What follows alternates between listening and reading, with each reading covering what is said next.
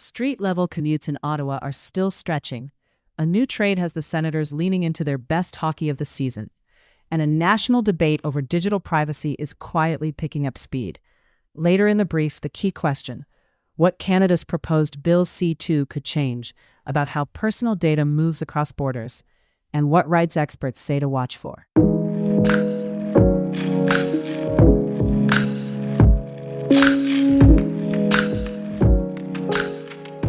Ottawa's Saturday is mild for early March, about 15 degrees Celsius, and mostly cloudy. If you ride transit in the East End, the big update is this. The LRT extension toward Orléans has reached substantial completion, which means the infrastructure is certified as functional and safe enough to hand over for operator takeover and testing. But there's still no firm opening date. The sticking point isn't the stations or the track, it's trains. OC Transpo is still short on usable rail cars because of ongoing bearing and axle issues, and that limits how quickly the system can move into trial running. The public target remains the second quarter, April through June, but day-to-day the reality for many riders is still crowded buses, packed trains, and long travel times. And if your commute crosses the river or spans the suburbs, Gatineau to Bearhaven is a common example. There's still no rail backstop when buses bunch or cancel. The frustration isn't just the trip length, it's the unpredictability. Turning to hockey, the Senators' stretch run is giving fans something concrete to hold on to. Ottawa beat Calgary 4-1 Thursday night, with Dylan Cousins scoring the go-ahead power play goal early in the third. Tim Stützle kept rolling, extending his point streak to 11 games, and Linus Ullmark's recent run stayed intact. Ottawa has been collecting points consistently, and the team is still within reach of a wildcard spot. At the trade deadline, the front office avoided the blockbuster route and went for a measured ad. Winger Warren Foegele, brought in for a second-round pick and a swap of conditional thirds.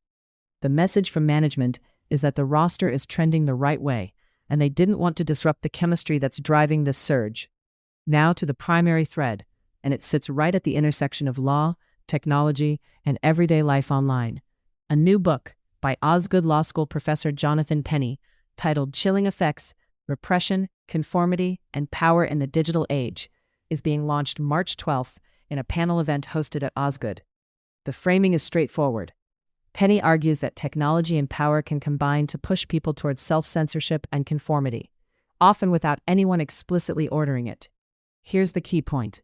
This isn't being presented as a niche academic concern. It's being treated as a live policy issue. Because the same research community around this event is also warning about proposed federal legislation.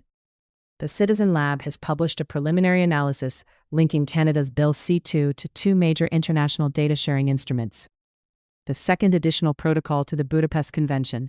Their argument is not that cross-border data cooperation is inherently illegitimate, but that the specific kinds of new powers proposed in Bill C-2 could raise constitutional and human rights risks when they interact with international data requests. The risk here is practical. Once rules are built for faster access to data, especially across borders, oversight, accountability, and limits on use become the whole game. If those guardrails are unclear or too permissive, privacy and due process concerns don't stay theoretical.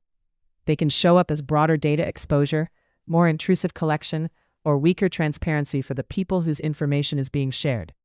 Why this matters locally: Ottawa is where much of this gets drafted, debated, and implemented, across departments, regulators, and the public service.